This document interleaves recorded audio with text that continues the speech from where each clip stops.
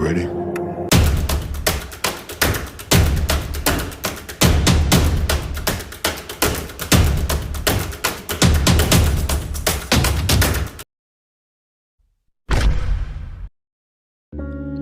Hip-hop cancer.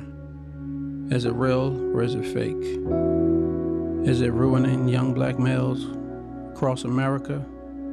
Or is it just something older generations hang their hat on because it's not their generation of hip-hop lifestyle? So they say. Could it be hate projected at a younger culture or a cause for concern? In all likelihood, it's probably both. But despite the bad music and bad behavior, there's deeper issues with this culture. Anything that will send the wrong message to a young black boy, that's what they down for, because they know that it's going to hinder him.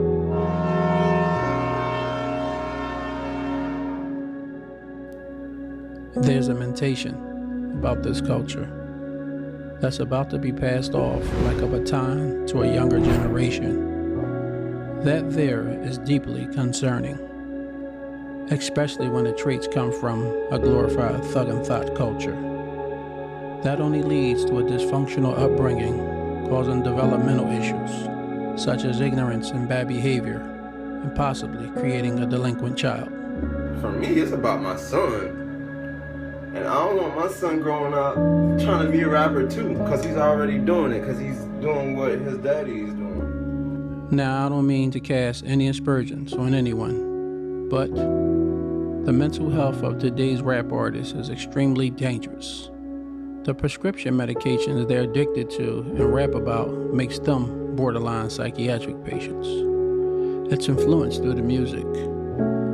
This hip-hop culture is making themselves relatable with these artists about the dark side of doing drugs and how fashionable it is. And yet still, they're missing the part about the dangers of anxiety, suicide, depression, and addiction that haunt your brain well after you stop using the drugs. Not to mention the infertility, seizures, and burnout can manifest traps for them and the rising rap stars. As much as you try to suppress your issues with lean, Xanax, cocaine, whatever it is, even marijuana, bro, even alcohol, dog, it doesn't matter, bro, because at the end of the day, when you're not on drugs, when you're sober, that issue is still there, bro. There's an array of reasons why the hip-hop culture is a lucrative market, but there's none more prevalent than the altruistic shopping of black people and their perpetual energy to turn up. You see, rap music advocates constant buying of material possessions in order to flex wealth amongst their peers, promoting monetary irresponsibility, which helps to lead these young folks into a financial illiteracy in the future, making it second nature as an adult to have money pitfalls. Black people live in like this forever Friday energy. Like they're just always in this Friday energy of, oh, we have to go out, we have to party, we have to drink, we have to get drunk, we have to go out and hook up and mess around and be stupid. The black female identity in hip-hop culture is being overexposed to hypersexuality rather than positive role models. That's nothing new. This is why adolescent girls of color could grow up thinking that their only worth what their bodies have to offer, according to the algorithms. There's a body-shaming element to this, and it's being over-exaggerated by social media's super body prototypes, which pigeonholes young girls mentally. It's like, you're literally worth so much more. Hip-hop's young culture is female, despite the patriarchy and misogynistic lyrics. But it works for today's female hip-hop artists because they're literally getting paid to act out of order.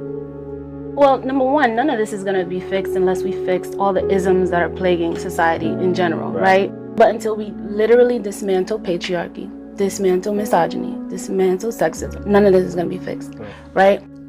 This hip-hop culture is very influential, And it does have a negative impact on young black males that listen to it all the time, because they share the exact same disproportionate struggles most black boys experience in America. You see, we learn through repetition. And by listening to rap music and repetition, the mood, lyrics, and fantasy becomes installed in a person's brain. For example, the music a teenager listens to as they grow into an adult has as much to do with how they choose to act in society. Nowadays, it feels like rappers are just like actors playing a role. But sometimes it feels like they're being trained to harm us mentally because of the way they celebrate crime. Although 99% of rappers haven't killed anyone, but yet they come up with creative ways to tell you how to kill someone and throw away your life. Hip-hop music promotes backwards thinking, like telling young men conflict resolution is corny, escalating homicide rate, co-signing high school rebellion, escalating the dropout rate, adding to an already crowded SPP, the school to prison pipeline, which is designed to place low socioeconomic students in the criminal justice system. However, having said all that, I do believe there's a small percentage of decent rap music, and then there's what's popular. So whether you're mainstream, gangster, dirty south, conscious, political, underground, old school, new school, trap or drill rap, hip-hop is the #1 music genre in the world today. And that's not by coincidence. Because uplifting, optimistic black people don't sell records. How do we know?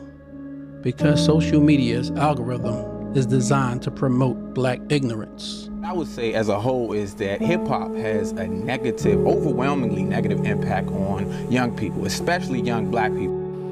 The truth is, in America, black murder is normal.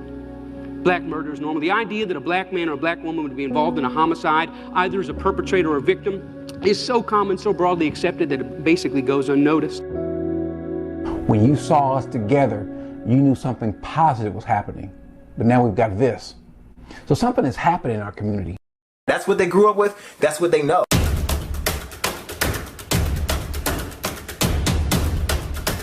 When you live in the hood, this is like the gospel.